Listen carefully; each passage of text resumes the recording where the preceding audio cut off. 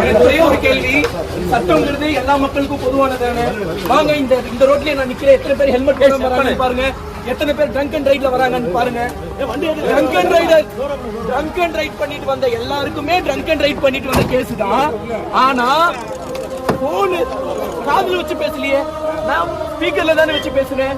ஆனா எனக்கு யாரோட உயிருக்கு நான் பங்கு விளைவிச்சேன். போர்ச்சே கார் எடுத்துட்டு 2 பேர் எனக்கு நான் நீதித்துறையை தான் நம்பி இருக்கேன். இப்ப நீதிபதியை தான் பார்க்க போறேன். எனக்கான நீதி எனக்கு கிடைக்கணும். அப்ப எதுக்கு வளரணும்? ஒரு சின்ன 23 வயசு பையன் எந்த ஒரு பேங்கும் இல்லாம